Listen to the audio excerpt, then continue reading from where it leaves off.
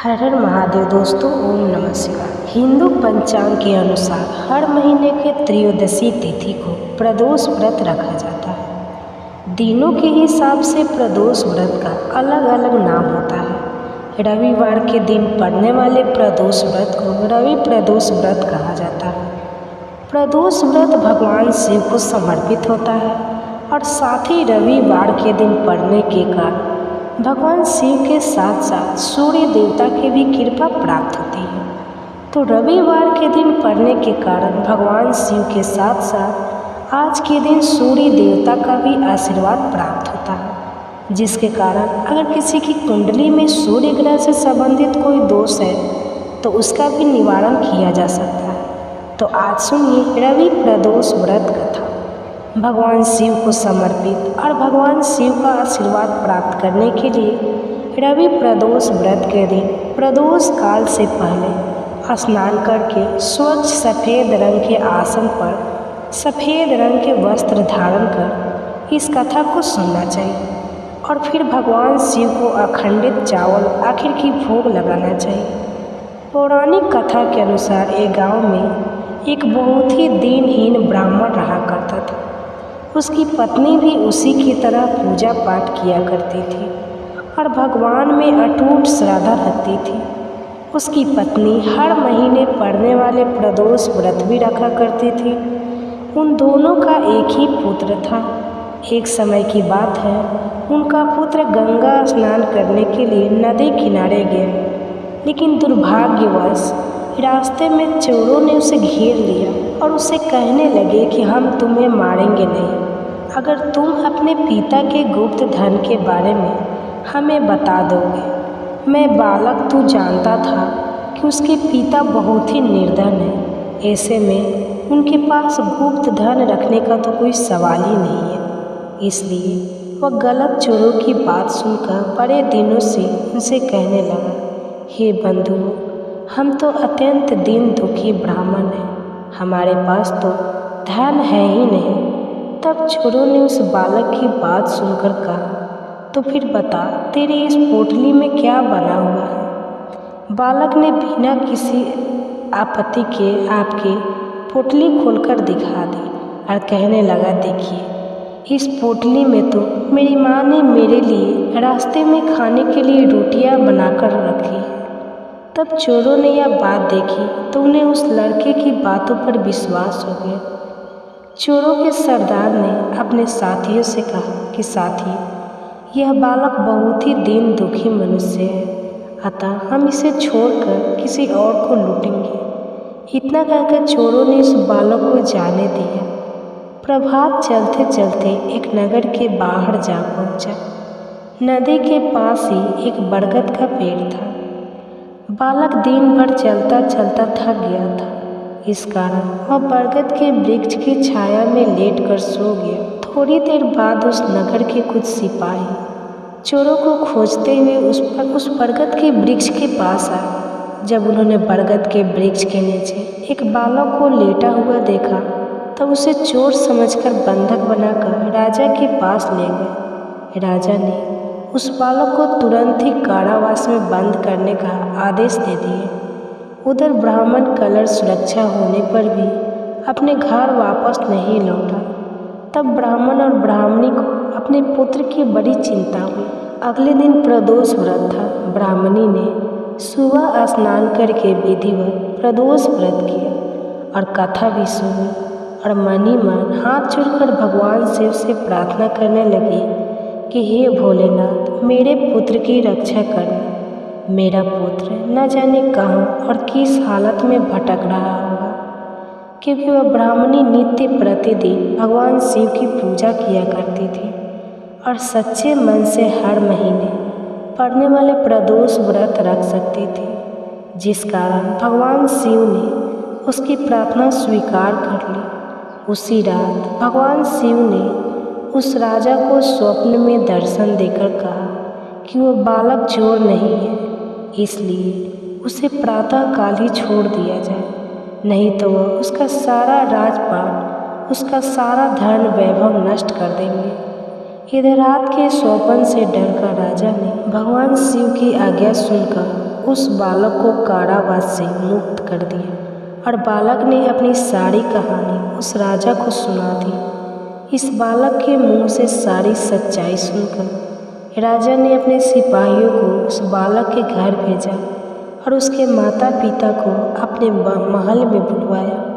उसके माता पिता यह बात सुनकर बहुत डर गए कि राजा ने उन्हें अपने महल में बुलवाया है।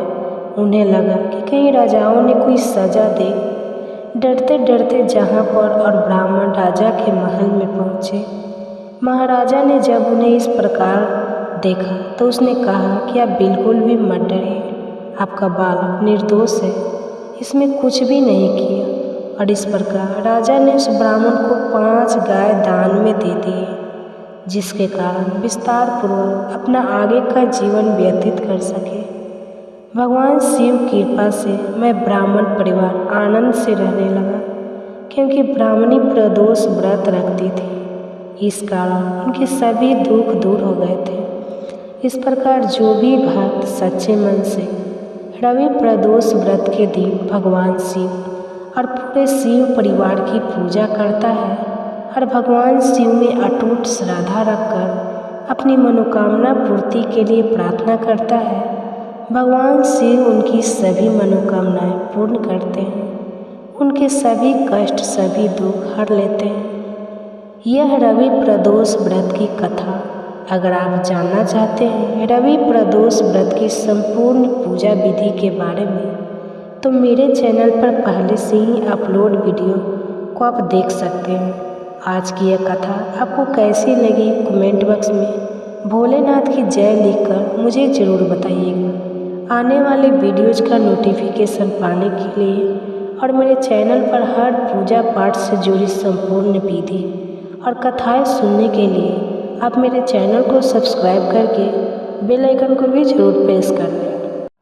नगर की पश्चिम दिशा में बालू घाटी नाम की एक मरुभूमि थी। उसे मरुभूमि में एक बहुत विशाल पेड़ था। पेड़ पर एक चील रहती थी और उस पेड़ के नीचे एक सियारन रहती थी।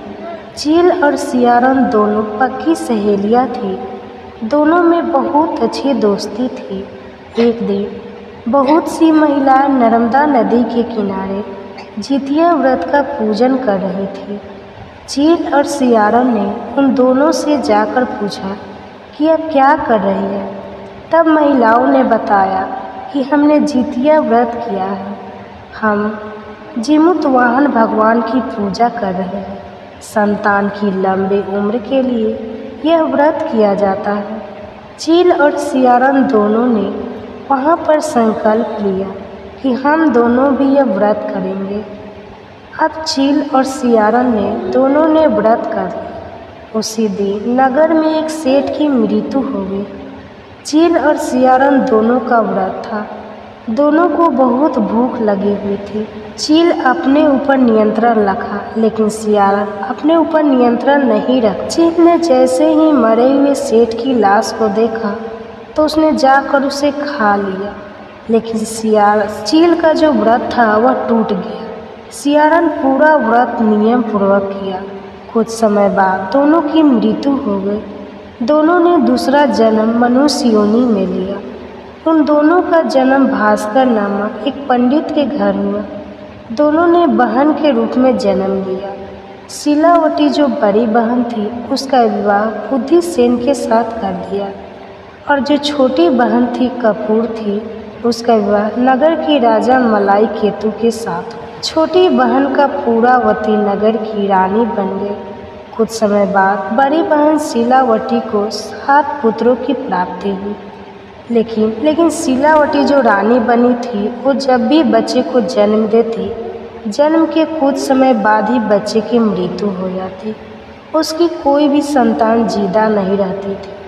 अब समस्त बीत गया। शिलावती के 7 बेटे बड़े हो गए। बड़े होकर राजा के यहाँ काम करने लगे। जब शिलावती की छोटी बहन कपूरावती ने उन 7 बच्चों को देखा तो अपनी बहन से बहुत ईर्ष्या हुई। शिलावती ने राजा से कहा कि इन 7 लड़कों के सर कटवा दो। राजा ने बहुत माना किया, लेकिन रानी ने हट पकड़ लिए। राजा ने सभी के सर कटवा दिए। रानी ने सभी के सिरों को ताल में रखकर लाल कपड़े से ढककर महल शीलावती के घर पहुंचा दी। भगवान यह सब कुछ देख रहे थे।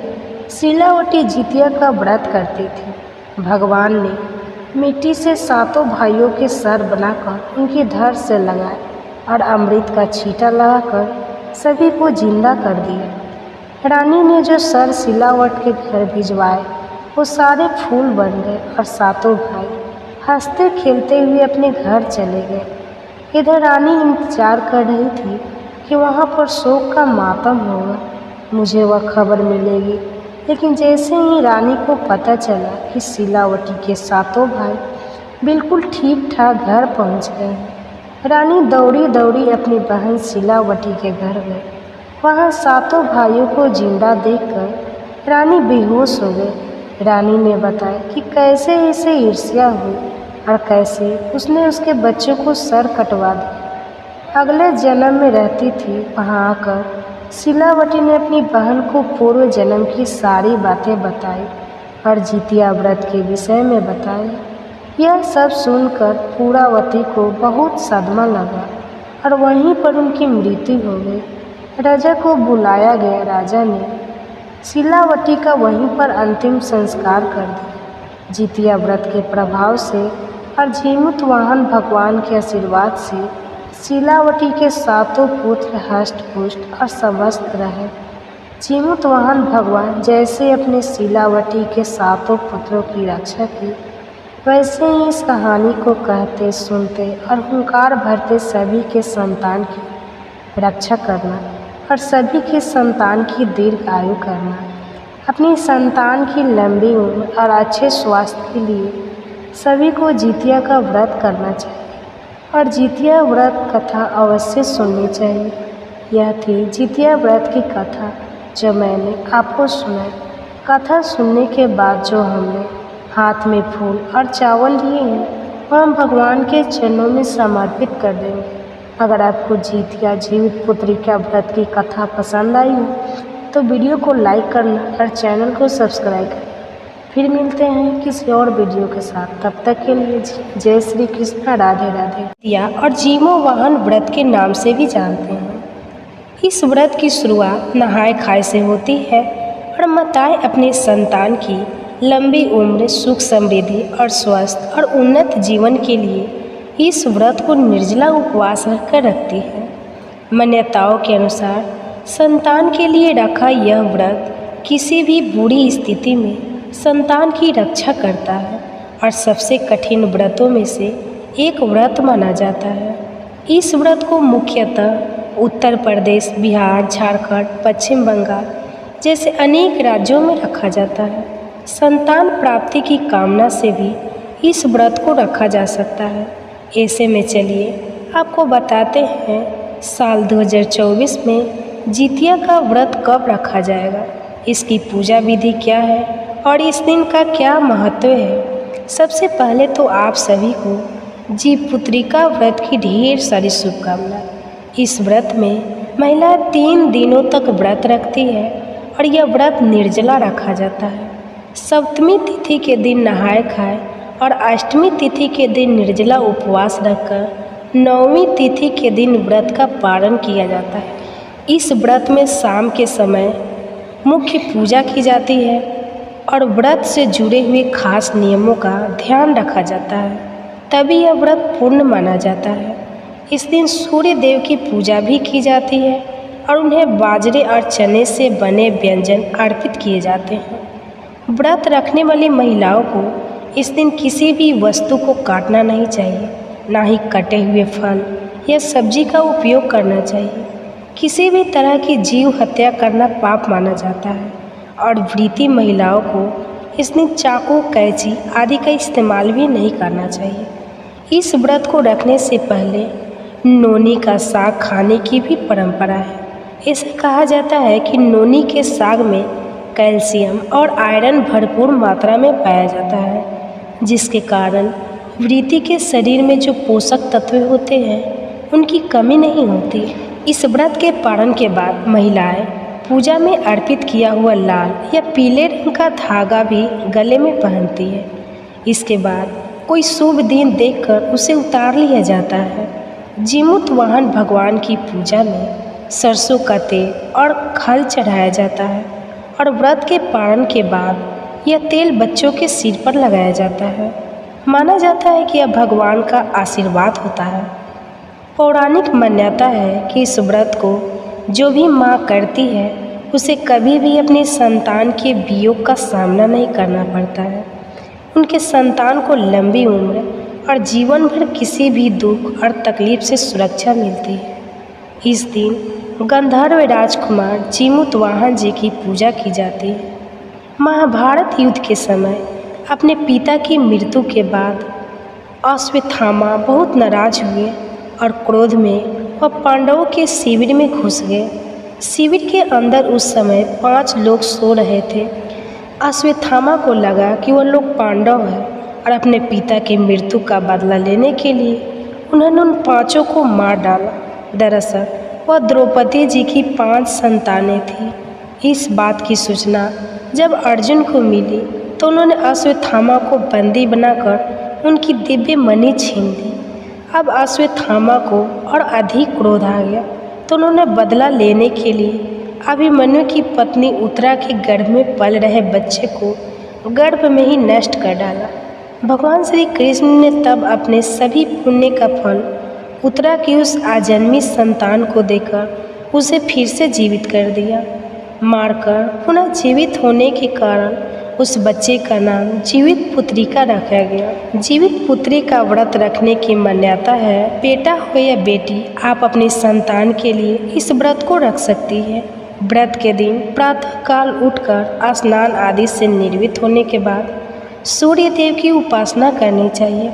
घर के मंदिर में एक चौकी रखकर उस पर लाल रंग का वस्त्र बिछाकर उसके ऊपर थाली रखकर सूर्य नारायण की प्रतिमा रखकर उन्हें दूध से बनाए कढ़ाए धूप दीप जलाए धूप दीप अर्पित करें और भोग लगाने के साथ ही आरती करें। इस दिन मिट्टी या गाय से गोबर से सियार और चील की मूर्ति बनाकर उनकी पूजा की जाती है।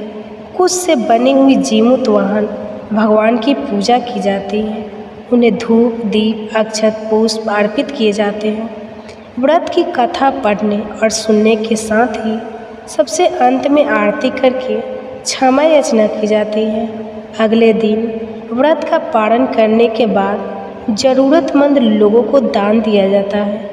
इस बार 2024 में नहाए खाए 24 सितंबर मंगलवार को निर्जला व्रत रखा जाएगा। 25 सितंबर बुधवार को अर्जितिया व्रत का पारण 26 सितंबर गुरुवार के दिन किया जाएगा। अष्टमी तिथि प्रारंभ होगी 24 सितंबर मंगलवार दोपहर 12:04 से और 25 सितंबर बुधवार दोपहर 12:01 पर तिथि समाप्त होगी। इसलिए इस बार 25 सितंबर दिन बुधवार को ही जितिया का व्रत रखा जाएगा। जितिया व्रत की पूजा का शुभ मुहूर्त 25 सितंबर बुधवार को जो है सुबह की पूजा का शुभ मुहूर्त होगा। सुबह 6:10 से 9:12 तक और शाम की पूजा का शुभ मुहूर्त शाम 6:14 से 7:02 तक रहेगा। 9वीं तिथि प्रारंभ होगी 25 सितंबर बुधवार दोपहर 12:01 से और 26 सितंबर गुरुवार दोपहर 12:02 पर तिथि समाप्त होगी। इस दिन सूर्य देव सुबह 6:20 पर होगा। व्रत का पारण किया जाएगा 26 सितंबर गुरुवार सुबह 6:02 से 8:02 के बीच में। जितिया व्रत में कुछ जगह पर एक दिन पहले यानी नहाई खाई के दिन मछली खाकर अगले दिन व्रत रखा जाता है। ऐसा कहा जाता है कि मछली खाकर व्रत रखना शुभ होता है, लेकिन जो लोग शाकाहारी हैं उन्हें मछली इस दिन नहीं खानी चाहिए।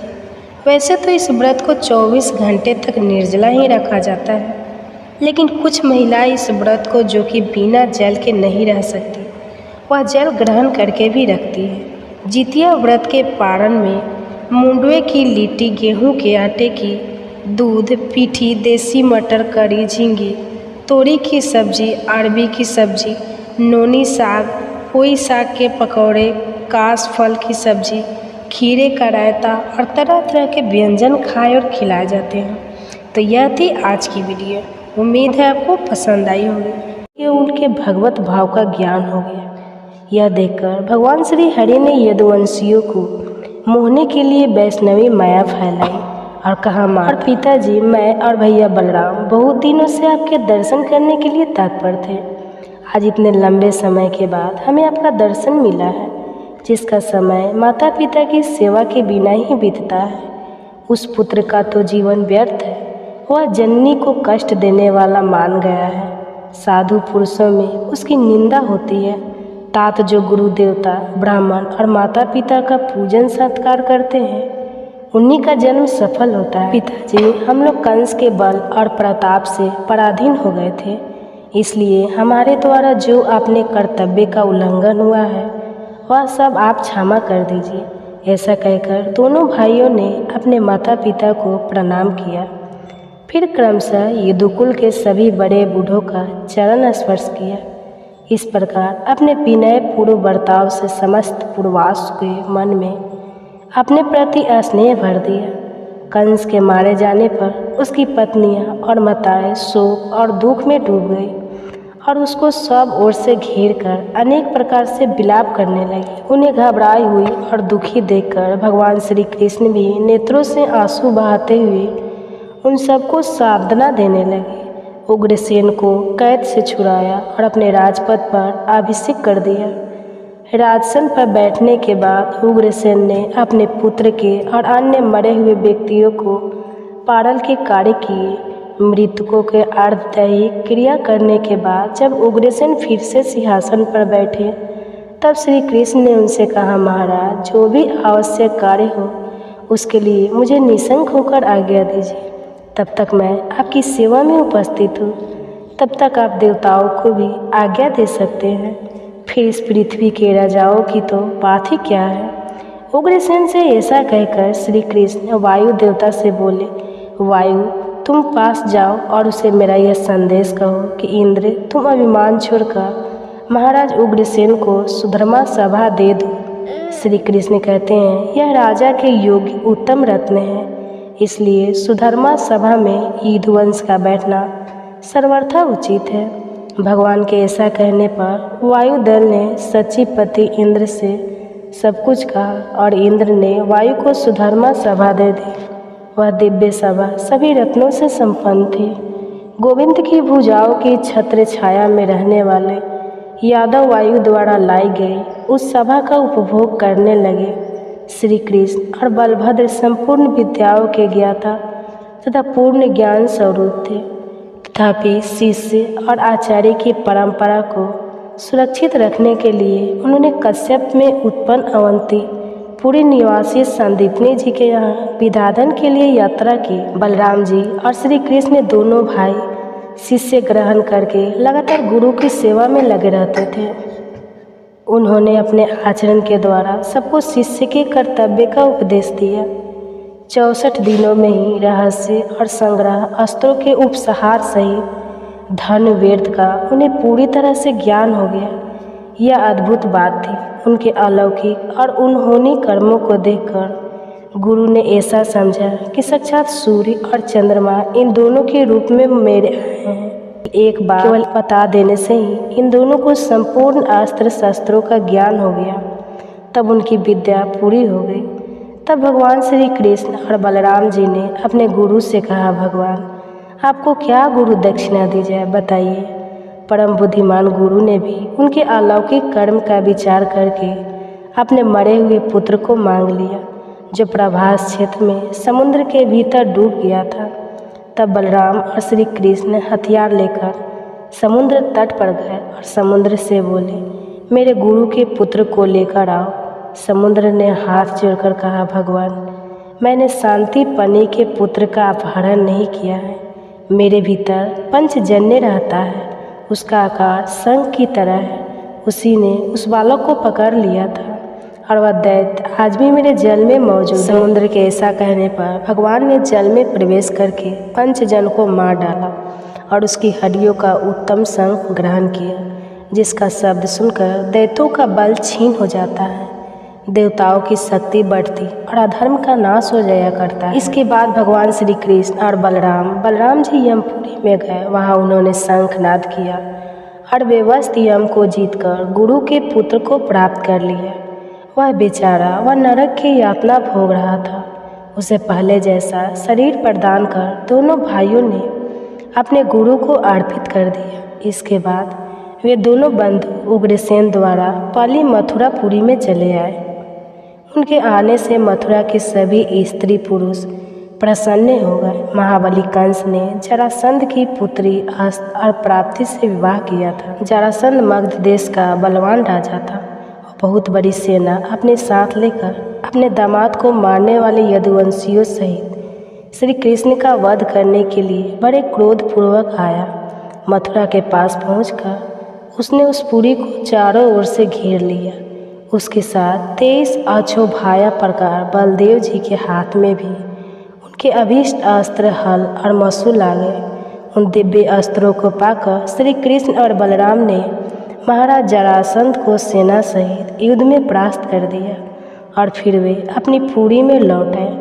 दुराचारी जरास परास्त होकर भी जीते जी लौट गया था, इसलिए श्री कृष्ण ने उसे हारा हुआ नहीं समझा और पुनः अपनी बहुत बड़ी सेना के साथ मथुरा पर चढ़ाया और बलराम जी तथा श्री कृष्ण के परास्त होकर भाग खड़ा हुआ। इस प्रकार अत्यंत दुर्मुख के साथ 18 बार लोहा लिया, अर्थात 18 बार युद्ध किया, लेकिन हर युद्ध में उसे यदुवंश के द्वारा महकी खानी पड़ी। हर बार हार का सामना करना पड़ा। हालांकि उसके पास सेना तो अधिक थी, तभी थोड़ी सी सेना वाले यादव ने उसे मार भगाया। इस अनेक युद्धों में लड़ने पर भी जो यदुवंशियों की सेना सुरक्षित रह गए। यह चक्र पानी भगवान विष्णु के अंश भूत श्री कृष्ण के शाप की महिमा थी। भगवान श्री कृष्ण शत्रुओं पर जो अनेक प्रकार के अस्त्र चलाते थे और मनुष्य धर्म का पालन करने वाले जगदीश्वर की ही लीला थी, जो मन से ही संसार की सृष्टि और श्रृंगार करते हैं। उन्हें शत्रु पक्ष का विनाश करने में कितने परिश्रम की आवश्यकता है, फिर भी मनुष्य के धर्म का अनुसरण करते हुए बलराम से संधि और हीन बलवान के साथ युद्ध करते थे। कहीं सामदान और कहीं भेद की नीति दिखाते हुए कहीं कहीं पर दंड नीति का भी प्रयोग करते थे और ज़रूरत पड़ने पर कहीं कहीं तो युद्ध से पलायन भी कर जाते थे, अर्थात भाग भी जाया करते थे। इस प्रकार वे मानव शरीर की चेष्टा का अनुसरण करते थे। अगर आपको पता हो कि भगवान कृष्ण एक बार जब युद्ध के मैदान से भाग गए थे तो उनका एक नाम पड़ गया था। अगर आप उस नाम को जानते हो तो कमेंट बॉक्स में ज़रूर बताइएगा। इस प्रकार भगवान श्री कृष्ण मानव शरीर में मनुष्य की तरह ही लीला करते थे, जो उनकी इच्छा के अनुसार हुआ करती थी। दक्षिण में एक यवनों का राजा रहता था। उसने अपने पुत्र कालयवन को अपने राज्य पर अभिषिक्त कर दिया और खुद वन में चला गया। कालयवन बल के मध्य से उन्मत्त रहता था। एक बार उसने देवर्षि नारद से पूछा, नारद जी, पृथ्वी पर बलवान राजा कौन कौन से हैं? नारद जी ने यादवों को बलवान बताया। तब उसने हाथी घोड़े रथ सहित खरबों मल सेना की सेना साथ ली और यादवों पर आक्रमण की तैयारी कर दी। अब वह हर दिन अविच्छित गति से यात्रा किया करता और इस प्रकार वो मथुरा को चला गया। यादव के प्रति उसके हृदय में बड़ा रोष था।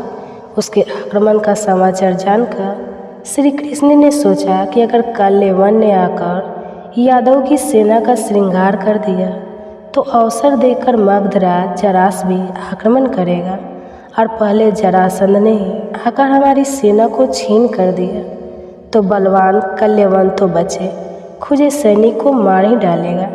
एहो आदिवंशियों पर दोनों प्रकार से संकट आ गया है, इसलिए इससे बचने के लिए मैं यादवों के निमित्त अत्यंत दुर्जय दुर्ग का निर्माण करूँगा, जहाँ रहकर स्त्रियाँ भी युद्ध कर सकती है। फिर वृक्षनियों और यादव की तो बात ही क्या है।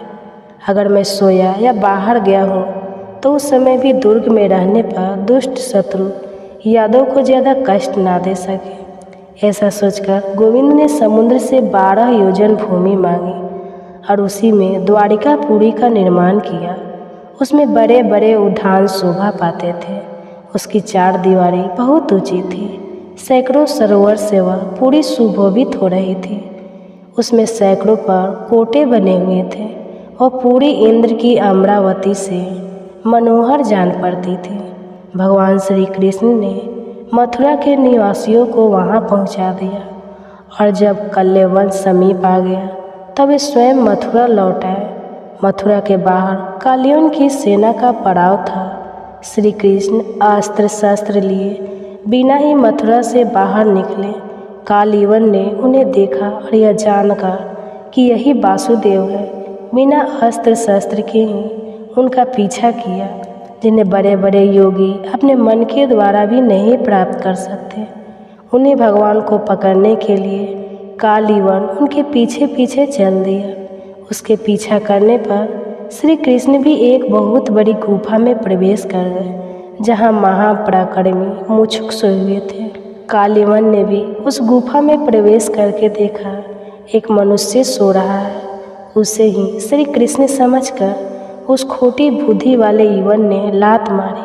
मुमुक्षु की आँख खुल गई और वह युवन राजा की दृष्टि पड़ते ही उनकी क्रोधाग्नि से जलकर भस्म हो गया। और ऐसा क्यों हुआ, इस बारे में भी जानिए। पूर्व समय में राजा मचक देवासुर संग्राम में युद्ध करने के लिए गए हुए थे। वहाँ उन्होंने बड़े बड़े दैत्यों को हरा दिया। युद्ध समाप्त होने पर उन्हें नींद सताने लगी। तब उन्होंने देवताओं से बहुत लंबे समय तक निद्रा में लीन रहने का वरदान मांगा। देवताओं ने कहा, राजन, जो तुम्हें सोते से उठा देगा और तुम्हारे शरीर से उत्पन्न हुई अग्नि से उसी क्षण जलकर भस्म हो जाएगा। इसी प्रकार पापी कालियन को भस्म करके राजा ने मधुसूदन से पूछा, आप कौन हो? तब वे कहने लगे, मैं चंद्रवंश के भीतर यादव कुल में उत्पन्न वासुदेव पुत्र श्री कृष्ण हूँ। यह सुनकर उन्होंने सर्वेश्वर श्री कृष्ण को प्रणाम करके कहा, भगवान, मैंने आपको पहचान लिया। आप श्री हरि के अंश भूत साक्षात परमेश्वर है। पूर्व काल में ही आप ही है।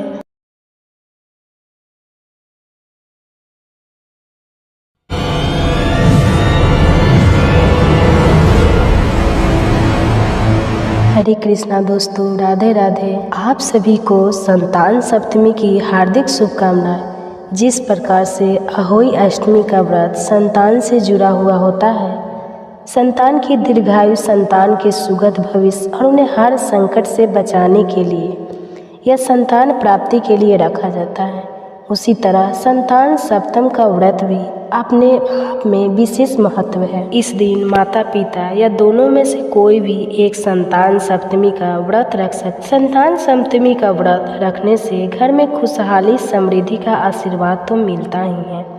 इस दिन संतान से जुड़ी हुई हर समस्याओं का निवारण भी हो जाता है। इस शुभ दिन पर भगवान शिव और माता पार्वती जी के साथ ही भगवान श्री कृष्ण के बाल स्वरूप की पूजा करके व्रत की कथा का श्रवण करना चाहिए। तो प्रिय भक्तजनों, अब आपको सुनाते हैं संतान सप्तमी की कथा। आपसे अपनी संतान की दीर्घायु के लिए, उनकी सुखद भविष्य की कामना के लिए इस कथा को सच्चे मन से जरूर सुनिए।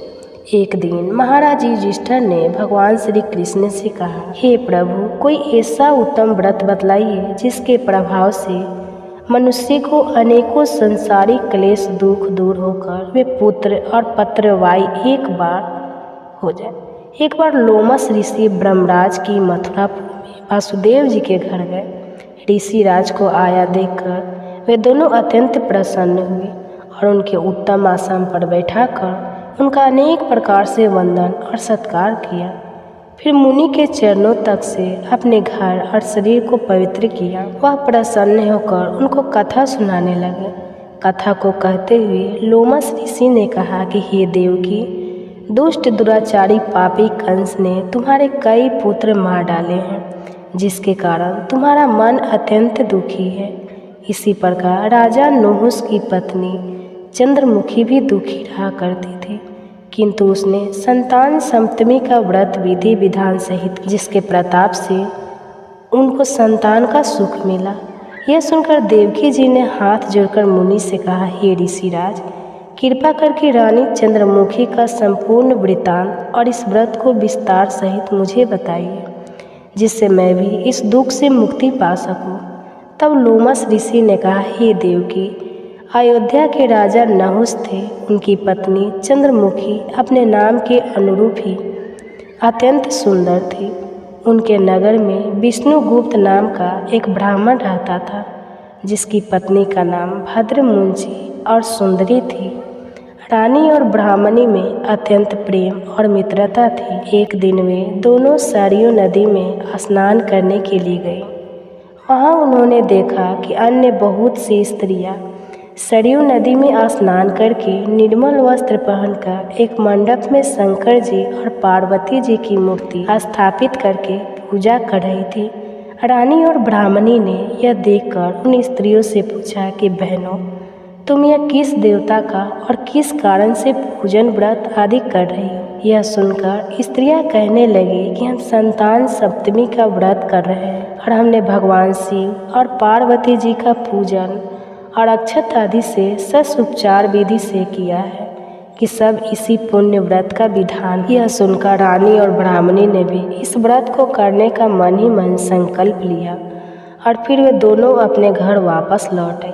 ब्राह्मणी भद्रमुंची चंद्रमुखी राजमत के कारण कभी इस व्रत को करती, कभी नहीं करती, कभी भूल हो जाती। कुछ समय के बाद दोनों की मृत्यु हो गई। अपने दूसरे जन्म में रानी बंदरिया और ब्राह्मणी ने मुर्गी की योनि पाई, परंतु ब्राह्मणी मुर्गी की योनि में भी कुछ नहीं भूली और भगवान शंकर तथा माता पार्वती जी का ध्यान करती रही। उधर रानी बंदरिया की योनि में भी सब कुछ भूल गए। कुछ समय के बाद दोनों ने यह देह भी त्याग दी।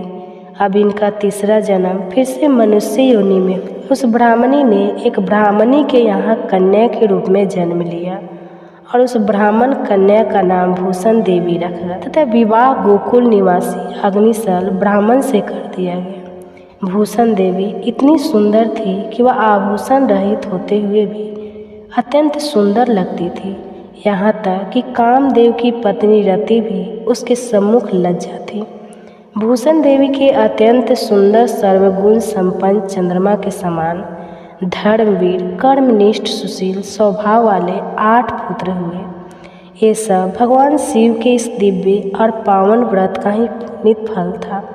दूसरी ओर शिव विमुख रानी के गर्भ से भी कोई पुत्र नहीं हुआ। वह निसंतान दुखी रहने लगी। रानी और ब्राह्मणी में जो प्रीति पहले जन्म में थी वह अभी बनी रही। रानी जब वृद्धावस्था को प्राप्त होने लगी तब उसके गूंगा, बहरा और बुद्धिहीन अल्पायु वाला एक पुत्र हुआ। वह भी 9 वर्ष की आयु में इस क्षण भंगुर संसार को छोड़कर चला गया। अब तो वह रानी पुत्र शोक से अत्यंत दुखी और व्याकुल रहने लगी। देवयोग से भूषण देवी ब्राह्मणी रानी के यहाँ अपने पुत्रों को लेकर पहुँची। रानी का हाल सुनकर उसे भी बहुत दुख हुआ, किंतु इसमें किसी का क्या वश। कर्म और प्रारब्ध के लिखे हुए को तो स्वयं ब्रह्मा जी भी नहीं मिटा सकते। रानी कर्म थी, अपने संकल्प को भूल गई थी, इसी कारण उसे दुख भोगना पड़ा। इधर रानी ब्राह्मणी के इस वैभव और 8 पुत्रों को देखकर उसमें मन में ईर्ष्या करने लगी और उसके मन में पाप उत्पन्न हो गया। उस ब्राह्मणी ने रानी का दुख दूर करने के निमित्त अपने 8 पुत्र रानी के पास छोड़ दिए। रानी ने पाप के वशीभूत होकर उन ब्राह्मणी पुत्रों की हत्या करने के विचार से लड्डू में विष मिलाकर उन सभी को खिला दिया।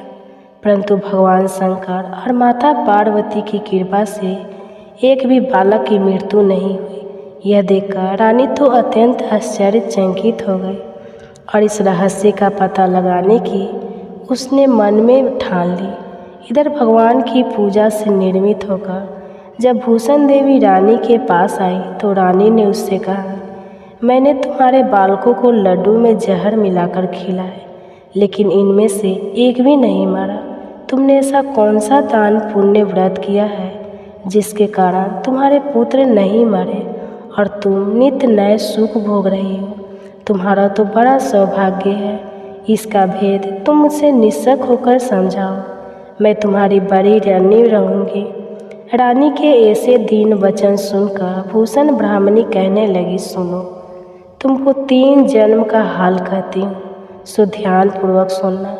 पहले जन्म में तुम राजा नहुस की पत्नी थी और तुम्हारा नाम चंद्रमुखी था। मेरा नाम भद्रमुखी था और मैं तब ब्राह्मणी थी। तुम अयोध्या में रहते थे और मेरा और तुम्हारा बड़ा प्रेम था। एक दिन तुम दोनों सरयू नदी में स्नान करने गए और दूसरी स्त्री को संतान सप्तमी का उपवास शिव जी का पूजन अर्चन करते देखकर हमने भी इस उत्तम व्रत को करने की प्रतिज्ञा की, किंतु तुम सब भूल गई और झूठ बोलने का दोष तुमको लगा, जिसे तुम आज भी भोग रही हो। और मैंने इस व्रत को आचार विचार सहित नियम पूर्वक सदैव किया और आज भी करती हूँ। दूसरे जन्म में तुमने बंदरिया का जन्म लिया और मुझे मुर्गे की योनि मिली। भगवान शंकर की कृपा से इस व्रत के प्रभाव तथा भगवान को इस जन्म में भी मैं नहीं भूली और निरंतर उस व्रत को नियम अनुसार करती रही। तुम अपने बंदरिया के जन्म में भी उस संकल्प को भूल गए। मैं तो समझती हूँ कि तुम्हारे ऊपर यह जो भारी संकट है उसका एकमात्र यही कारण है और दूसरा इसका कोई कारण हो ही नहीं बहन। इसलिए तो मैं कहती हूँ कि आप सभी संतान सप्तमी के व्रत को विधि सहित करें, जिससे आपका यह संकट दूर हो जाएगा। लोमस ऋषि ने कहा, हे देवकी, भूषण ब्राह्मणी के मुख से अपने पूर्व जन्म की कथा तथा व्रत संकल्प इत्यादि सुनकर रानी को पुरानी सारी बातें याद आ गई और वह सच्चे मन से पश्चाताप करने लगा तथा भूषण ब्राह्मणी के चरणों में पड़कर क्षमा याच करने लगी और भगवान शंकर माता पार्वती जी की अपार महिमा के गीत गाने लगे। उस दिन से रानी ने नियम अनुसार संतान सप्तमी का व्रत, जिसके प्रभाव से रानी को संतान सुख भी मिला और संपूर्ण सुख भोग कर रानी शिवलोक को गई। भगवान शंकर के व्रत का ऐसा प्रभाव है कि रास्ते से भटका हुआ मनुष्य भी अपने रास्ते पर चलने लगता है और अनंत ऐश्वर्य भोग कर अंत में मोक्ष प्राप्त करता है। लोमा ऋषि ने आगे कहा, हे देवकी, इसलिए मैं तुमसे भी कहता हूँ कि तुम भी इस व्रत को करने का संकल्प अपने मन में करो तो तुमको भी संतान सुख मिलेगा। इतनी कथा सुनकर देवकी जी हाथ जोड़कर लोमस ऋषि से पूछने लगी, हे ऋषिराज, मैं इस पुण्यदायी उपवास को अवश्य करूँगी, किंतु आप इस कल्याणकारी और संतान सुख देने वाले उपवास का विधान नियम अति विस्तार से समझाइए। यह सुनकर ऋषि बोले, हे देवकी, यह पुनीत उपवास भादो भाद्रपद के महीने में शुक्ल पक्ष की सप्तमी तिथि के दिन किया जाता है। उस दिन ब्रह्मा मुहूर्त में उठकर किसी नदी अथवा कुएं के पवित्र जल में स्नान कर साफ स्वच्छ वस्त्र पहनना चाहिए। श्री भगवान शंकर तथा जगदम्बा पार्वती जी की मूर्ति की स्थापना करें। इन प्रतिमाओं के सम्मुख सोने चांदी के तारों का अथवा रेशम का एक गड्ढा बनाएं। उस गड्ढे में 7 गांठें लगानी चाहिए। इस गड्ढे को धूप दीप अष्टगत से पूजा करके अपने हाथ में बांधें और भगवान शंकर से अपनी कामना सफल होने की प्रार्थना करें। इसके बाद 7 पुए बनाकर भगवान को भोग लगाएं और 7 ही पुए अपनी यथाशक्ति और सोने अथवा चांदी की अंगूठी बनाकर इन सबको एक तांबे के पात्र में रखकर उनका शस्त्र उपचार विधि से पूजन करके किसी सदाचारी धर्मनिष्ठ सुपात्र ब्राह्मण को दान दे दें। उसके बाद 7 पुए स्वयं प्रसाद के रूप में ग्रहण करें। इस प्रकार इस व्रत का प्राणायाम करना चाहिए। हर साल की शुक्ल पक्ष की सप्तमी तिथि के दिन, हे देवकी, इस व्रत को इस प्रकार नियम पूर्वक करने से सभी पाप नष्ट हो जाते हैं और सौभाग्यशाली संतान उत्पन्न होती है तथा अंत में शिवलोक की प्राप्ति होती है। लोमस ऋषि कहते हैं, हे देवकी, मैंने तुमको संतान सप्तमी का व्रत संपूर्ण विधि विधान विस्तार सहित वर्णन किया है। उसको अब तुम नियम पूर्वक करो, जिससे तुमको उत्तम संतान मिलेगी। इतना कहकर भगवान आनंद कंद भी श्री कृष्ण ने धर्मावतार युधिष्ठिर महाराज से कहा, हे युधिष्ठिर, लोमस ऋषि इस प्रकार हमारी माता देवकी को शिक्षा देकर चले गए। ऋषि के कथन अनुसार फिर हमारी माता देवकी ने इस व्रत को नियम अनुसार किया, जिसके प्रभाव से हम उत्पन्न हुए। यह व्रत विशेष रूप से स्त्रियों के लिए कल्याणकारी है, परंतु पुरुषों को भी समान रूप से कल्याण देता है। संतान सुख देने वाला, समूल पापों का नाश करने वाला यह उत्तम व्रत है, जिसे स्वयं भी करे और दूसरों से भी कराए। नियम पूर्वक जो कोई इस व्रत को करता है और भगवान शंकर तथा माता पार्वती की सच्चे मन से आराधना करता है, निश्चय ही अमर पद प्राप्त करके अंत में शिवलोक हो जाता है। कथा समाप्त हुआ। धन्यवाद। नमस्कार दोस्तों, जय माता दी। दोस्तों, नवरात्रि माँ दुर्गा के 9 अलग अलग रूपों की पूजा एवं आराधना का समय होता है। नवरात्रि में माँ का हर रूप ही भक्तों को सुख, समृद्धि और शांति देने वाला है। अब मैं भक्तों के एक छोटे से प्रयास से ही माँ तुरंत प्रसन्न होकर उसकी झोली खुशियों से भर देती है। वह एक उसकी छोटी सी भूल भी कई बार माँ को नाराज भी कर देती है। अर्थात जितनी जल्दी माँ प्रसन्न होती है, उतनी ही जल्दी रुष्ट हो जाती है। अब हम सभी को निरंतर प्रयास करना चाहिए, माँ को हम सदैव प्रसन्न रखें। इसलिए नवरात्रि की 9 दिनों में कुछ खास उपाय करके हम माँ दुर्गा को प्रसन्न कर सकते हैं और उनकी कृपा से हमारे जीवन में सुख, समृद्धि की प्राप्ति कर सकते हैं। तो आज की इस वीडियो में हम आपको बताने जा रहे हैं नवरात्रि में गौ माता की पूजा का क्या महत्व है और गौ माता को हमें कौन सी चीज़ें अर्पण करनी चाहिए तथा गौ माता की पूजा करते समय कौन सी बातों का ध्यान रखना चाहिए। इसमें एक महत्वपूर्ण बातें जानेंगे। तो दोस्तों, भगवान श्री कृष्ण कहते हैं कि गाय इस समस्त संसार की माँ है। गाय दिव्य प्राणी है। जिस घर में गाय रहती है, उस घर के सभी वास्तु दोष भी दूर हो जाते हैं। गाय में सभी देवी देवताओं का वास है। साथ माँ दुर्गा भी गाय के अंदर निवास करती है। इसलिए गौ माता की सेवा करने से माँ दुर्गा की कृपा प्राप्त की जा सकती है। इसके साथ ही यदि आप नवरात्रि में विशेष रूप से गौ माता की पूजा करते हैं या आपके द्वार पर गौ माता अचानक प्रकट हो जाती है, तो इसे बहुत ही शुभ संकेत माना गया है। इसलिए यदि आपके भी द्वार पर नवरात्रि के 9 दिनों के दरमियान गौ माता आती है, तो उनका आदर सम्मान अवश्य करें। धर्म ग्रंथों के अनुसार गाय में सभी देवी देवताओं का निवास है, अतः गाय की पूजा करने से समस्त देवी देवताओं की पूजा का फल प्राप्त होता है। घर पर कभी नक्षत्रों का प्रभाव पड़ता है।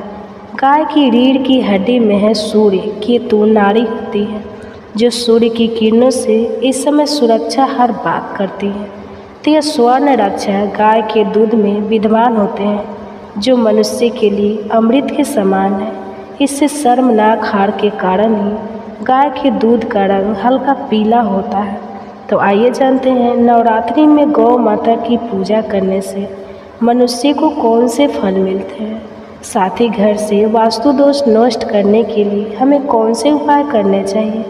और उससे पहले अगर आपने चैनल को सब्सक्राइब नहीं किया है, तो इसे सब्सक्राइब कर लीजिए, ताकि आपको ऐसे आध्यात्मिक जानकारी वाले वीडियो देखने को मिल सके। तो दोस्तों, सनातन हिंदू धर्म है गाय शास्त्रों के अनुसार गाय के शरीर में 33 कोटि देवी देवताओं के साथ माँ दुर्गा की निवास करती है। और जो भी जातक नवरात्रि में गौ माता की पूजा करता है, उस पर माँ दुर्गा की विशेष कृपा बरसती है। जो भी गाय की सेवा करता है, उन्हें माता के समान मानता है, तो गौ माता उस पर आने वाले सभी संकट, सभी विपदाओं को हर लेती है। तो गौ माता कामधेनु है, समस्त प्रकार की हर मनोकामना पूर्ण करने वाली है। कहा जाता है कि सूर्यास्त के पश्चात जब गौ माता वंश घर पर लौटती है और उसके घरों से जो धूल उड़ती है, उससे मनुष्य के सभी पाप धुल जाते हैं।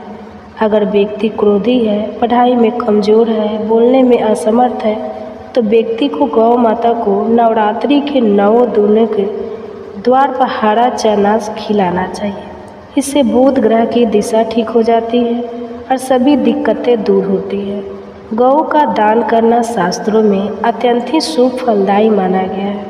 अगर आपके मंगल दशा खराब है तो नवरात्रि में ही किसी गरीब व्यक्ति को गुड़ का दान अवश्य करें। अगर नवग्रहों की शांति और शनि की दशा ठीक करना चाहते हैं तो नवरात्रि में काली गाय का दान कष्टों से मुक्ति मिलती है। अगर कोई कार्य रुका हुआ है, कितने भी प्रयास करने पर उसमें सफलता नहीं मिलती है, तो मनुष्य को नवरात्रि के 9 दिनों के दरमियान द्वार पर आए गौ माता को रोटी खिलाकर उनकी अपनी मनोकामना अवश्य पूरी करनी चाहिए। तो गौ माता की नियमित पूजा करने से महालक्ष्मी प्रसन्न होती है और घर की आर्थिक स्थिति मजबूत हो जाती है। पितृदोष को दूर करने के लिए अमावस्या के दिन गौ माता को रोटी, गुड़ और चना खिलाना फायदेमंद होता है। नवरात्रि में गौ माता की पूजा करने से नवग्रह शांत होते हैं। बच्चे अगर कहने से बाहर हो, नवरात्रि में गौ माता को उनके हाथों से भोजन कराना, नवरात्रि में गौ माता को पानी अवश्य पिलाना चाहिए और गुड़ खिलाने से धन धान्य की प्राप्ति होती है। गौ माता की पीठ पर एक युवर खबर है, उसको बाढ़ में सूर्य केतु नाड़ी होती है। रोजाना सुबह गौ माता की पीठ पर हाथ फेरने से रोगों का नाश हो जाएगा। यदि कोई शुभ कार्य अटका हुआ है और कई प्रयत्न करने के बाद भी सफलता नहीं मिलती है, तो इस नवरात्र के किसी भी दिन गौ माता की रोटी में गुड़ मिलाकर खिलाना है और गौ माता के कान में जय माँ दुर्गा अवश्य करें और अपनी मनोकामना नवरात्रि के 9 दिनों के दौरान की गई गौ माता आपके घर के सामने बैठकर आराम करती है, तो आपको समझ जाना चाहिए कि माँ दुर्गा आपसे अत्यंत प्रसन्न है और आपके जीवन में कभी कोई बाधा नहीं आएगी। शास्त्रों में बताया गया है, जिन घरों में गाय की सेवा होती है उस घर में कोई परेशानी नहीं आती। कम से कम नवरात्रि के 9 दिन पहली रोटी गाय माता के लिए पक्का निकालें और उन्होंने से खिलाएं। ऐसा करने से गौ माता के आशीर्वाद से घर में कभी भी धन धान्य की कमी नहीं होगी। नवरात्रि में नवमी के दिन हवन करते समय गौ माता के पंचगव्य कहा अवश्य प्रयोग करें और हवन कुंड में गौ माता के गोबर से बने उपले अवश्य प्रज्वलित करें। नवरात्रि में गौ माता की सेवा परिक्रमा करने से इंसान भय मुक्त होता है व सभी तीर्थों का पुण्य का लाभ प्राप्त होता है। गौ माता के गोबर से निर्मित शुद्ध धूप बत्ती दुर्गा माता के सामने अवश्य लगाएं। इससे घर का वातावरण शुद्ध होगा और सभी प्रकार के नकारात्मक ऊर्जा नष्ट हो जाएगी। यह बात ध्यान से भी भोजन नवरात्रि में द्वार पर आए गौ माता भोजन कराए बिना नहीं लौटाना चाहिए। इसे पाप के समान माना गया है। गौ माता के रूप में आई माँ दुर्गा आपके घर से खाली हाथ लौट जाएगी और आपको माँ का आशीर्वाद प्राप्त नहीं होगा। इसलिए गौ माता को कभी भी पैर नहीं लगाना है। गौ माता को डंडे से नहीं मारना चाहिए। गाय की हत्या करना सबसे बड़ा पाप माना गया है। इसलिए अपनी प्यारी गौ माता को कभी भी कष्ट न दें। नवरात्र में गौ माता के गले में घंटी अवश्य बांध दें। घंटी की ध्वनि आपके द्वार पर बजेगी तो आपको मृत्यु से बचेंगे। तो आपके घर के सभी प्रकार के नकारात्मक ऊर्जा नष्ट होती है और सकारात्मक ऊर्जा का संचार होता है।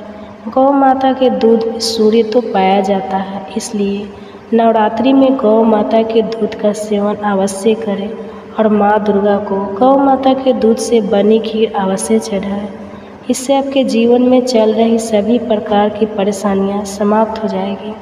शास्त्रों में कहा गया है, जो भी तन मन धन से गौ माता की सेवा करता है वह गौ माता की पूंछ पकड़ता है, वह तरनी नदी को पार कर जाता है। उसकी अकाल मृत्यु नहीं होती और मृत्यु के पश्चात गोलोक धाम में वास मिलता है। यदि किसी व्यक्ति का भाग्य कमज़ोर है तो व्यक्ति को अपने हथेलियों में गोरख है। गौ माता की जीत से छोटा है। गौ माता के अजीतने से व्यक्ति की खोई हुई भाग्य रेखा खुल जाती है और गौ माता का आशीर्वाद प्राप्त होता है। तो दोस्तों, यह थे वो महत्वपूर्ण बातें जो गौ माता के विषय में आपको ज़्यादा आवश्यक थी जानना। अगर ये जानकारी आपको पसंद आई हो तो वीडियो को लाइक करें और कमेंट में जय माँ दुर्गा जरूर लिखें। इस महीने में प्रतिदिन श्रीमद् भागवत महापुराण की कथा सुननी चाहिए। इससे सभी प्रकार के पापों का नाश होता है। घर में सुख समृद्धि आती है और मोक्ष की प्राप्ति होती है। तो आज के अध्याय में श्री सुखदेव जी कहते हैं, परीक्षित भगवान श्री कृष्ण सबके मन की बात जानते हैं। वे ब्राह्मणों के परम भक्त, उनके कलेश के नाशक तथा संतों के एकमात्र आश्रय हैं। वे पूर्वक प्रकार से उन ब्राह्मण देवता के साथ बहुत देर तक बातचीत करते रहे। अब वे अपने प्यारे सखा उन ब्राह्मण से तनिक मुस्कुराकर विनोद करते हुए बोले। उस समय भगवान श्री कृष्ण उन ब्राह्मण देवता की ओर प्रेम भरी दृष्टि से देख रहे थे। भगवान श्री कृष्ण ने कहा, ब्राह्मण, आप अपने घर में मेरे लिए क्या उपहार लाए हैं? मेरी प्रेमी भक्त जब प्रेम से थोड़ी सी वस्तु भी मुझे अर्पण करते हैं तो वह मेरे लिए बहुत हो जाती है, परंतु मेरे भक्त यदि बहुत सी सामग्री भी मुझे भेंट करते हैं तो उससे मैं संतुष्ट नहीं होता। जो पुरुष प्रेम भक्ति से फल फूल अथवा पता पानी में से कोई भी वस्तु मुझे समर्पित करता है तो मैं शुद्ध चित्त भक्त का वह प्रेम भार केवल स्वीकार ही नहीं करता बल्कि तुरंत भोग लगा लेता हूँ। पर भगवान श्री कृष्ण के ऐसा कहने पर भी उन ब्राह्मण देवता ने लज्जावश उन लक्ष्मीपति को वे 4 मुट्ठी चूड़े नहीं दी। उन्होंने संकोच से अपना मुंह नीचे कर लिया था। परीक्षित भगवान श्री कृष्ण समस्त प्राणियों के हृदय का एक एक संकल्प और उनका अभाव भी जानते हैं। उन्होंने ब्राह्मण के आने का कारण, उनके हृदय की बात जान ली। अब विचार करने लगे कि एक तो यह मेरा प्यारा सखा है, दूसरे इसने पहले कभी लक्ष्मी की कामना से मेरा भोजन नहीं किया है। इस समय ये अपनी पतिव्रता पत्नी को प्रसन्न करने के लिए उसी के आग्रह से यहाँ आया है। अब मैं इसे ऐसी संपत्ति दूंगा जो देवताओं के लिए भी अत्यंत दुर्लभ है। भगवान श्री कृष्ण ने ऐसा विचार करके उनके वस्त्र में से चीथड़े की एक पोटली में बंधा हुआ चूड़ा, यह क्या है ऐसा कहकर स्वयं ही छीन लिया और बड़े आदर से कहने लगे, प्यारे मित्र, यह तो तुम मेरे लिए अत्यंत प्रिय भेंट लेकर आए हो। ये चूड़े न केवल मुझे बल्कि सारे संसार को तृप्त करने के लिए प्राप्त है। ऐसा कहकर वे उसमें से एक मुट्ठी चूड़ा खा गए और दूसरी मुट्ठी जो ही भरी रुक्मणी के रूप में स्वयं भगवती लक्ष्मी जी ने भगवान श्री कृष्ण का हाथ पकड़ लिया, क्योंकि वे तो एकमात्र भगवान के प्रणय हैं, उन्हें छोड़कर और कहीं जा नहीं सकती। रुक्मणी जी ने कहा, विश्वास मन बस मनुष्य को इस लोक में तथा मरने के बाद परलोक में समस्त संपत्तियों की समृद्धि प्राप्त करने के लिए यह एक मुट्ठी चुराई बहुत है, क्योंकि अपने के लिए इतना ही प्रसन्नता का हेतु बन जाता है। परीक्षित ब्राह्मण देवता उस रात को भगवान श्री कृष्ण के महल में ही रहे। उन्होंने बड़े आराम से वहाँ खाया पिया और ऐसा अनुभव किया मानो बैकुंठ में ही पहुँच गया हो। परीक्षित श्री कृष्ण के ब्राह्मण को प्रत्यक्ष रूप में कुछ भी न मिला, फिर भी उन्होंने उनसे कुछ मांगा नहीं। वे अपने चित्त की करतूत पर कुछ लज्जित से होकर भगवान श्री कृष्ण के दर्शन जनित आनंद में डूबते उतरा अपने घर की ओर चल पड़े।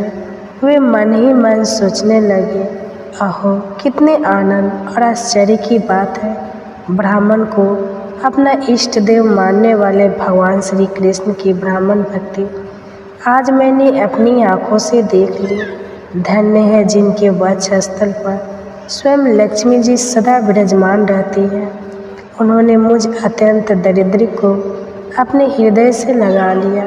कहा तो मैं अत्यंत पापी और दरिद्र हूँ, कहा लक्ष्मी के एकमात्र आश्रय भगवान श्री कृष्ण, परंतु उन्होंने यह ब्राह्मण है ऐसा कहकर मुझे अपनी भुजाओं में भरकर हृदय से लगा लिया। इतना ही नहीं, उन्होंने मुझे उस पलंग पर सुलाया जिस पर उनकी प्राण प्रिय रुक्मणी जी शयन करती है। मानो मैं उनका सगा भाई हूँ। कहाँ तक कहूँ मैं थका। देवताओं के आराध्य देव होकर भी ब्राह्मणों को अपना इष्ट देव मानने वाले प्रभु ने पाँव दबाकर अपने हाथों खिला पिला कर मेरी अत्यंत सेवा सोच की और देवता के समान मेरी पूजा की। स्वर्ग, मोक्ष, पृथ्वी और असातल की संपत्ति तथा समस्त योग सिद्धियों की प्राप्ति का मूल उनके चरणों की पूजा ही है। फिर भी परम दयालु श्री कृष्ण ने यह सोचकर मुझे थोड़ा सा भी धन नहीं दिया कि कहीं यह दरिद्र धन पाकर बिल्कुल मतवाला ना हो जाए और मुझे ना भूल बैठे। इस मन ही मन विचार करते करते ब्राह्मण देवता अपने घर के पास पहुंच गए। वे वहां क्या देखते हैं कि सब का सब स्थान सूर्य, अग्नि और चंद्रमा के समान तेजस्वी रत्न निर्मित महलों से घिरा हुआ है। ठोर ठोर चित्र विचित्र उपवन और उद्यान बने हुए हैं तथा उनमें झुंड के झुंड रंग बिरंगे पंछी कलवर कर रहे हैं। सरोवर में कामुदनी तथा श्वेत नील और सुगंधी भांति भांति के कमल खिले हुए हैं। सुंदर सुंदर स्त्री पुरुष बनठन इधर उधर विचर रहे हैं। उस स्थान को देखकर ब्राह्मण देवता सोचने लगे, मैं यह क्या देख रहा हूँ? यह किसका स्थान है? यदि यह वही स्थान है जहाँ मैं रहता था तो यह ऐसा कैसे हो गया? इस प्रकार वे सोच ही रहे थे कि देवताओं के समान सुंदर सुंदर स्त्री पुरुष गाजे बाजे के साथ मंगल गीत गाते हुए उस महाभाग्यवान ब्राह्मण की अगवानी करने के लिए आए। पति देव का शुभ गमन सुनकर ब्राह्मणी को अपार धन हुआ और वह हड़बड़ाकर जल्दी जल्दी घर से निकल आई। वह ऐसी होती थी मानो मूर्तिमती लक्ष्मी जी ही कमल वन से पधारी हो। पति देव को देखते ही पतिव्रता पत्नी के नेत्रों में प्रेम और उकट्ठा के आवेग से आंसू छलाकर उसने अपने नेत्र बंद कर लिए। ब्राह्मणी ने बड़े प्रेम भाव से उन्हें नमस्कार किया और मन ही मन आलिंगन भी। प्रिय परीक्षित ब्राह्मण पत्नी सोने का हार पहनी हुई दासियों के समान अत्यंत सौभाग्यमान एवं दिव्यान हो रही थी। उसे इस रूप में देखकर वे विस्मित हो गए। उन्होंने अपनी पत्नी के साथ बड़े प्रेम से अपने महल में प्रवेश किया। उनका महल क्या था? मानो देवराज इंद्र का निवास स्थान। इसमें मणियों के सैकड़ों खंभे खड़े थे, हाथी के दांत से बने हुए और सोने के पात में से मरे हुए। हरे कृष्णा दोस्तों, राधे राधे। दोस्तों, भाद्रपद महीना भगवान श्री कृष्ण को बहुत ही प्रिय है। इस महीने में प्रतिदिन श्रीमद् भागवत महापुराण की कथा सुननी चाहिए। इससे सभी प्रकार के पापों का नाश होता है, घर में सुख समृद्धि आती है और मोक्ष की प्राप्ति होती है। तो आज के अध्याय में श्री सुखदेव जी कहते हैं, परीक्षित भगवान श्री कृष्ण सबके मन की बात जानते हैं। वे ब्राह्मणों के परम भक्त, उनके कलेश के नाशक तथा संतों के एकमात्र आश्रय हैं। वे पूर्वक प्रकार से उन ब्राह्मण देवता के साथ बहुत देर तक बातचीत करते रहे। अब वे अपने प्यारे सखा उन ब्राह्मण से तनिक मुस्कुराकर विनोद करते हुए बोले। उस समय भगवान श्री कृष्ण उन ब्राह्मण देवता की ओर प्रेम भरी दृष्टि से देख रहे थे। भगवान श्री कृष्ण ने कहा, ब्राह्मण, आप अपने घर में मेरे लिए क्या उपहार लाए हैं? मेरी प्रेमी भक्त जब प्रेम से थोड़ी सी वस्तु भी मुझे अर्पण करते हैं तो वह मेरे लिए बहुत हो जाती है, परंतु मेरे भक्त यदि बहुत सी सामग्री भी मुझे भेंट करते हैं तो उससे मैं संतुष्ट नहीं होता। जो पुरुष प्रेम भक्ति से फल फूल अथवा पता पानी में से कोई भी वस्तु मुझे समर्पित करता है तो मैं शुद्ध चित्त भक्त का वह प्रेम भार केवल स्वीकार ही नहीं करता बल्कि तुरंत भोग लगा लेता हूँ। पर भगवान श्री कृष्ण के ऐसा कहने पर भी उन ब्राह्मण देवता ने लज्जावश उन लक्ष्मीपति को वे 4 मुट्ठी चूड़े नहीं दिए। उन्होंने संकोच से अपना मुंह नीचे कर लिया था। परीक्षित, भगवान श्री कृष्ण समस्त प्राणियों के हृदय का एक एक संकल्प और उनका अभाव भी जानते हैं। उन्होंने ब्राह्मण के आने का कारण, उनके हृदय की बात जान ली। अब विचार करने लगे कि एक तो यह मेरा प्यारा सखा है, दूसरे इसने पहले कभी लक्ष्मी की कामना से मेरा भोजन नहीं किया है। इस समय ये अपनी पतिव्रता पत्नी को प्रसन्न करने के लिए उसी के आग्रह से यहाँ आया है। अब मैं इसे ऐसी संपत्ति दूंगा जो देवताओं के लिए भी अत्यंत दुर्लभ है।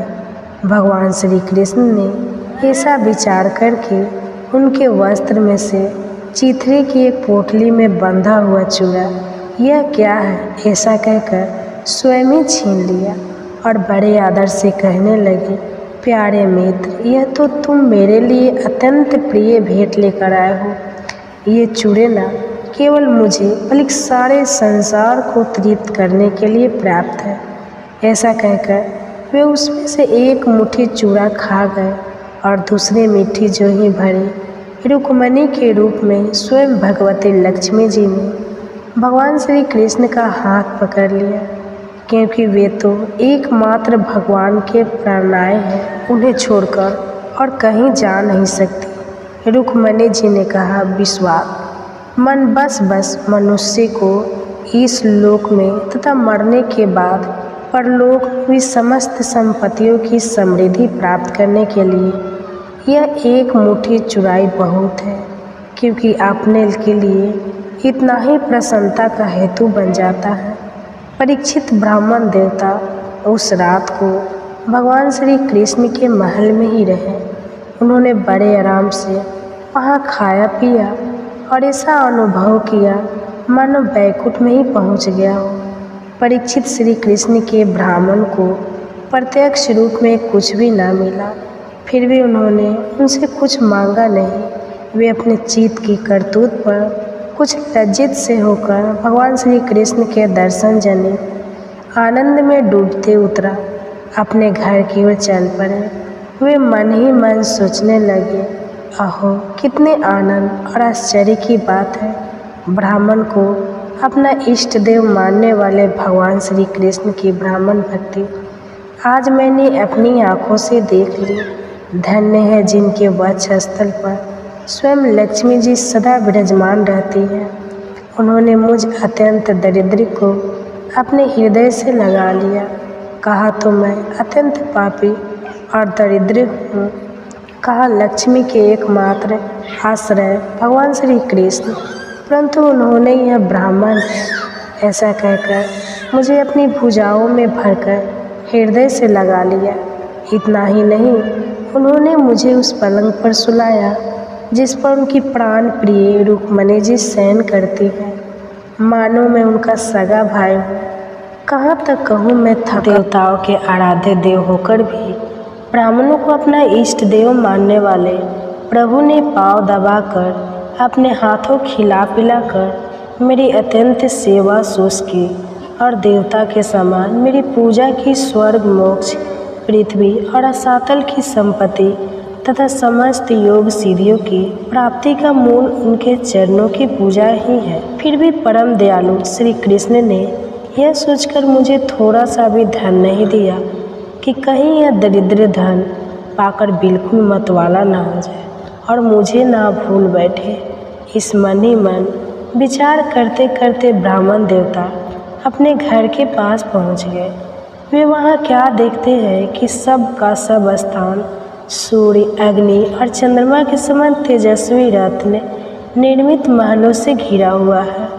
ठोर ठोर चित्र विचित्र उपवन और उद्यान बने हुए हैं तथा उनमें झुंड के झुंड रंग बिरंगे पंछी कलवर कर रहे हैं। सरोवर में कामुदनी तथा श्वेत नील और सुगंधी भांति भांति के कमल खिले हुए हैं। सुंदर सुंदर स्त्री पुरुष बनठन इधर उधर विचर रहे हैं। उस स्थान को देखकर ब्राह्मण देवता सोचने लगे, मैं यह क्या देख रहा हूँ, यह किसका स्थान है?